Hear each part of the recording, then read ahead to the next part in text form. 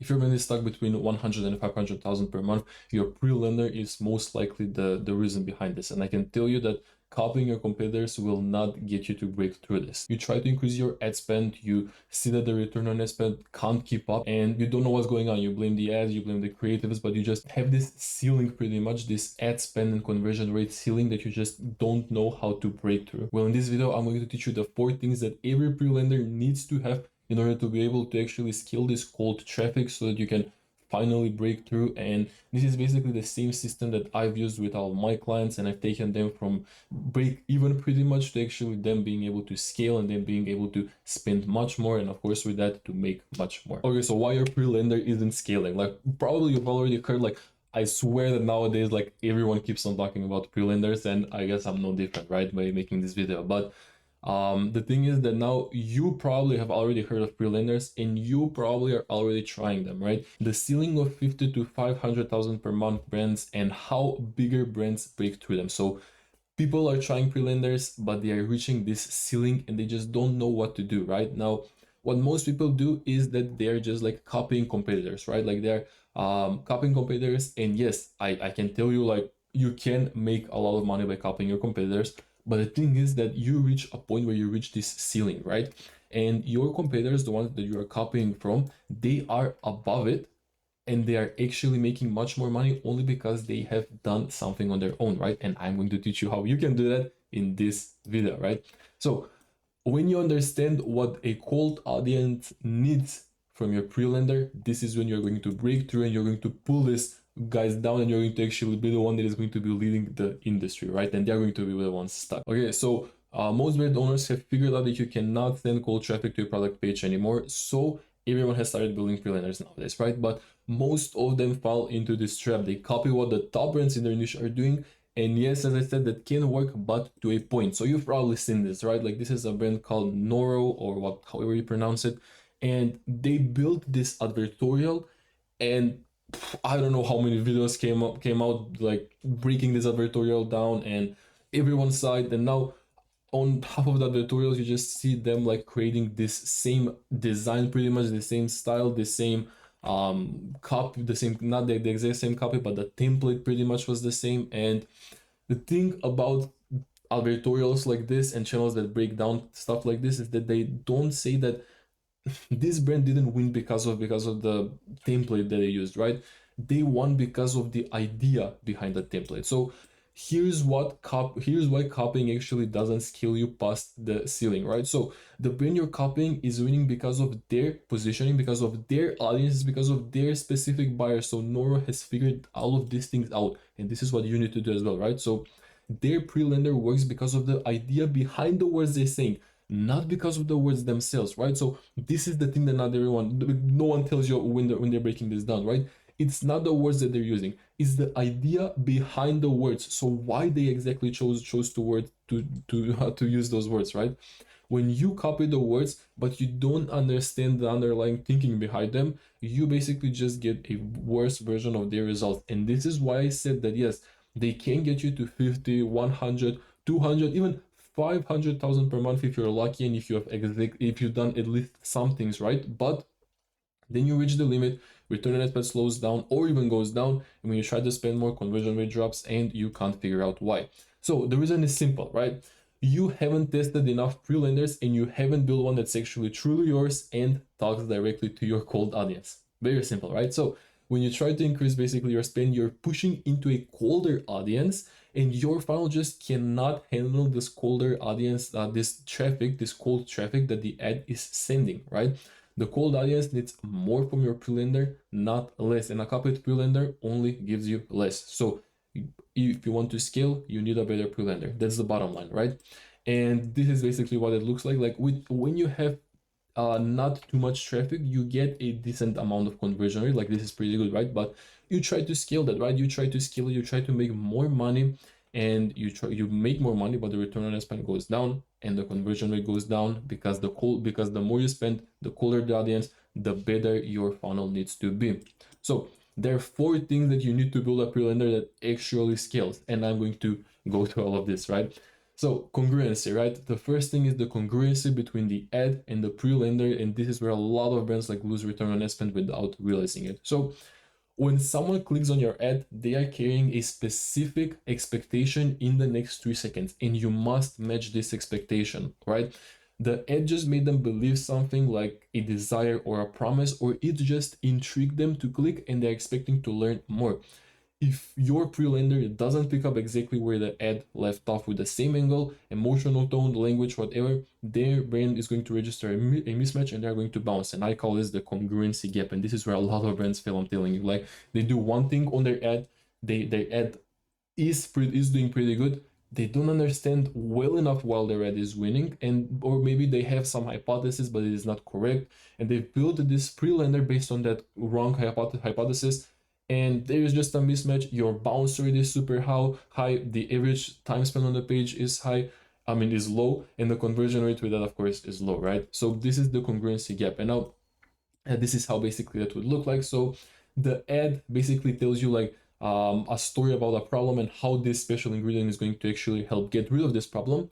Then they go on the product details page and they're like, okay, and you're trying to sell them, like, right, like premium quality supplement for X problem, whatever the problem you're talking about is, right? But something good would be a pre-lender that talks, for example, 5 reasons why women in their 40s are using this special ingredient to get rid of this problem that you're experiencing. And now you see the person was just interested. They are still not sold on your product and on the idea. But with a pre-lender, you're going to warm them up with a good pre-lender, of course, and get them to actually be interested in buying your product. So the crazy thing is that every brand needs a different kinds of congruency, and there isn't one universal pre-lender style that works. So let me show you what I mean with two real examples from my own client work. So I can't show you exactly the examples for my clients, but I found something that is going to be pretty similar so that you can actually understand this point that I'm trying to teach you, right? So I honestly understood this about CRO, that there is not like a specific CRO playbook that you can follow. It's all about testing, because yeah, there's not one thing that is going to work for you. You need to figure out what this specific thing is for you. So for this brand that I worked with, right? So the ads that were working, they were feature-led, and they basically explained the product's features, the technology, and the desires that those features unlock. The buyers landed on the pre-lender, and they expected to learn more about the technology, features, and the product. So what wasn't working on the original pre-lender was that it didn't basically continue explaining the technology. It basically pivoted to generic copy, and the buyer was basically thought like, so what, like we explained like very generic stuff that the buyer didn't care about, and they just bounced, right? So we fixed this. We built a pre-lender that reinforced the features. We actually showed the product with GIFs so that they could much better like visualize it, like them using this, right? We showed the mechanism, the deeper explanation of how it worked, specific spec callouts, and we connected those features back to desires, right? Because of course people buy mostly like on emotion. So we connected them back on desires that the ad had introduced. And the congruency worked because the pre-lender deepened what the ad had started instead of pivoting to something else. And I'll just quickly, to not take too much of your time, okay, yeah, so an app that blocks Facebook, so sorry about that. So to not take too much of your time, I'm just going to show you this. So this is basically the winning ad, and this is the page that it goes to. So here they talk about like their dog, and let me show you. Don't wait until your pet gets to that point. Don't wait until they're limping and they won't get out of bed. You can pretty much see what the ad is talking about. And then this doesn't lead to this. It basically continues this story, right? Like 5 reasons why your dog needs this hip and joint supplement, and then they expand on that. Complete joint support in a daily soft shoe. So they explain what they're selling like more for in a feature style, right? Because that is what this audience needs to understand.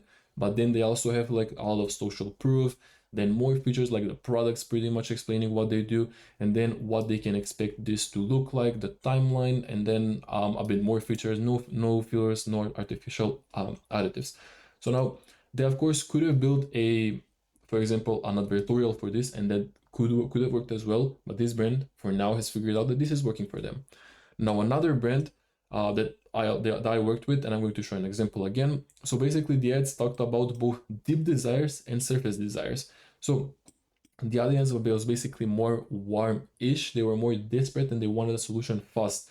And the first prelender basically was tested, that we tested was basically textbook CR, right? So we mentioned deep desires, the ingredients, the technology, the proof, like all of these things, and it did okay, but we just couldn't scale it. Like it helped the brand scale a bit, but we just couldn't get with it to the point we wanted to get. Then we tested something that goes against what most CRO content teaches, and that is basically a prelender that focused on the surface desires, right? So it was less about the ingredients, less about why we were better, but more, it was mostly about getting the buyer to understand that they needed this product and why our product is better than other products. The why we're better stuff basically got moved to the product details page for the people who wanted to go deeper. So basically explaining more about our product, right? The second version converted way better because the audience was warmer and they were more aware of their situation. They didn't need education as much. They just needed someone to show that they understood them on an emotional level, which is what no one did, no one does, because no one tells them to do this, right? We just thought about this ourselves. So here's a brand that I'm going to show an example of. So very simple ad over here, and then what this leads to is a very nice advertorial. So this is basically a personal store advertorial, and this is what the person wanted, because the person wanted to basically see themselves in this advertorial. I mean, maybe they didn't want this, but on a deeper level that they didn't even know, they don't know consciously about, they wanted to see this, and this brand understood that, and this is why they built an advertorial like this. So they understood what they actually needed to see on a much deeper level. So you can see this, they are talking about, I know why you're here. Like it is on a much emotional level, right? I know that feeling, I lived inside it for years, and also it's building trust, social proof, and etc. So that is, you see, they're two like different types of prelenders, and both could have had either a listicle or an advertorial, but for this brand this worked, and this is what you need to test, right? So the prelender basically must continue the exact story that the ad started. So this ad is talking about more on an emotional level. They're continuing that on a more emotional level, right? This ad is talking about you can read this, right? Like vet back, hip and joint, chew is trusted, powered by blah blah blah. They continue with that. They continue with the features, right? So different ads, different audiences, different products means that they require a different kind of congruency. The brand that figures out which kind of continuation their specific ad needs is the brand that is going to actually break through the ceiling that you're probably currently at, right? Now, choosing the right format. So I just told you that you need to test everything, right? But what should you test? So 3 questions that are going to actually decide which prelender type to build. I'm going to give you this. So how to pick your format. Don't pick it based on what your competitor is doing. This is why you kept out. The right format is determined by 3 things about your specific product and audience. So first of all, it's product awareness. How aware is your product of the problem, of their problem they're having, and the solutions that are available in the market?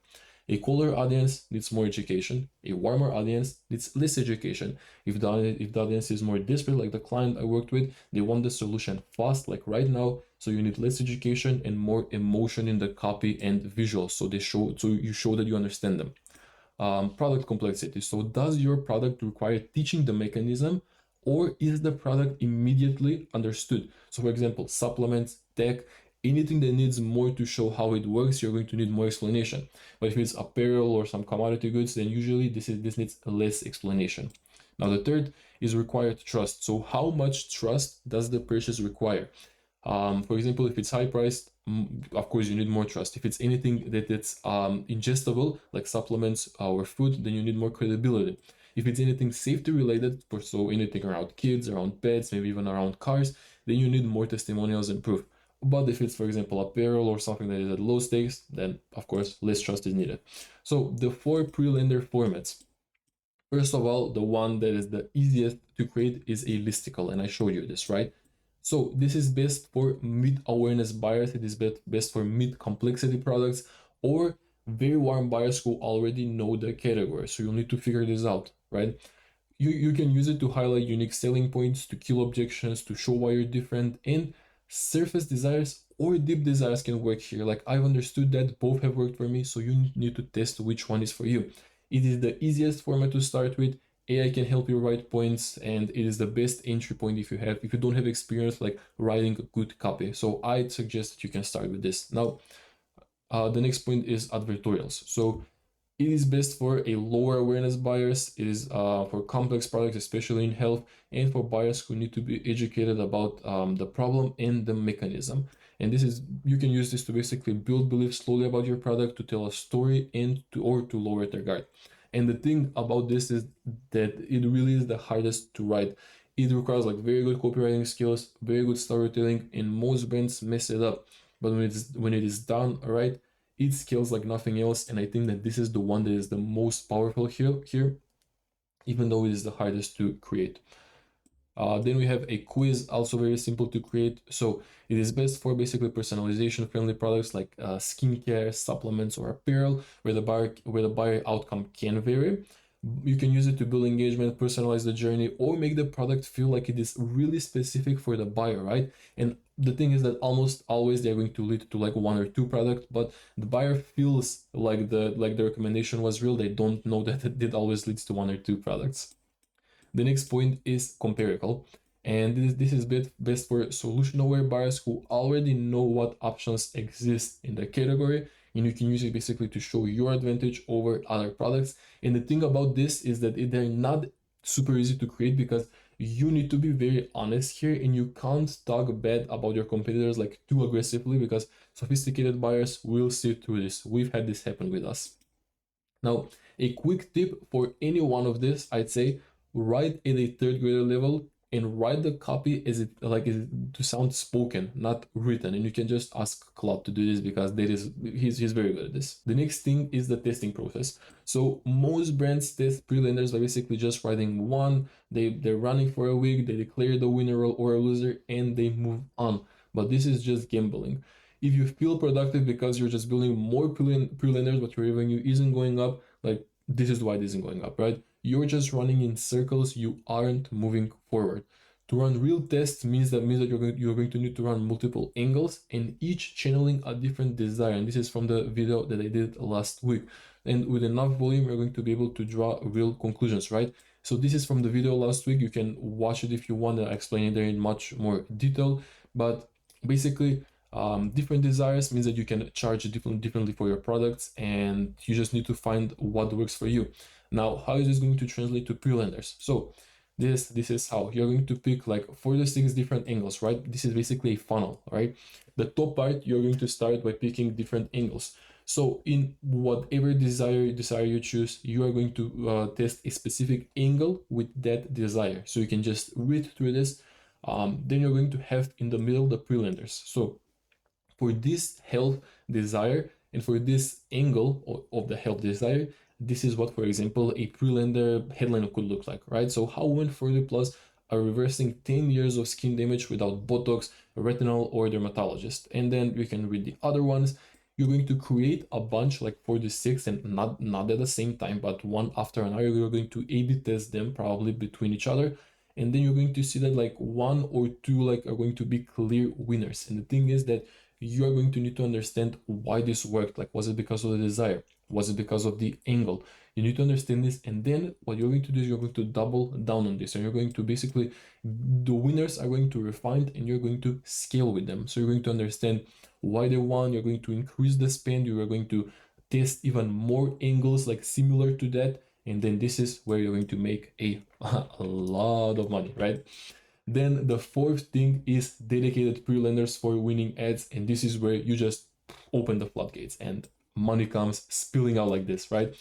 Once you found a winning pre-lender and winning ads, this is where most brands stop. So they have a winning pre-lender, they scale, they get a good return on their spend, the pre-lender is converting at like 5%, and they, or maybe 3%, whatever, they run all their winning ads to that one pre-lender. But the brands that scale like crazy, and I mean hundreds of thousands per day, do something very different. And this is they build a dedicated pre-lender for each of their top performing ads. Why? Because like no matter how good your general pre-lender is, a pre-lender built specifically for one winning ad will always perform it, will always outperform it. This is real sales, like pay very good attention to this, right? The winning ad has a specific angle, a specific hook, and a specific emotional moment. A dedicated prelender can mirror that exactly, which means perfect congruency. They align, right? The congruency gap closes completely. This is where the floodgates open and you can push spend into a colder audience without conversions dropping. But now I need to be completely honest with you and why most brands aren't doing this, right? So this is the last brick because it's basically the hardest. It requires real understanding of why your winning ad is winning, not that just it's winning. Like very deep understanding of what is going on in the human mind when they are looking at your ad and your prelender, right? Real copywriting skills to write a dedicated prelender for each angle. It is not easy to do this. You need very good copy skills to write very good copy that people are going to relate to, and you're going to only do this if you know how to do this well, right? Real research depth on the specific audience that each ad attracts, because some of your ads might attract like a bit of a different audience, even though you have, your ICP. There might be like subcategories of your ICP pretty much. Time and budget to maintain multiple pre-learners in parallel, because sometimes this can drop, sometimes they increase, and then you need to understand how to basically allocate the budget well. You need to have the time to build this out. And if you don't have a winning pre-learner yet at all, ignore all of this last point, just ignore it. Start with finding one winning pre-lender that can scale, not just a winning pre-lender, but one that can scale. Only when you have a stable scaling pre-lender should you start building dedicated versions for your top ads. That's when this move unlocks the next level, and that's when this is going to happen, I'm telling you, right? But yeah, that was it for this video. I'll thank you for watching, and if you want to learn more about how to create like very good product details pages and what you need to know about creating very good product details pages, there's a video on the screen right now. But other than that, thank you for watching and hope you have a great rest of your day.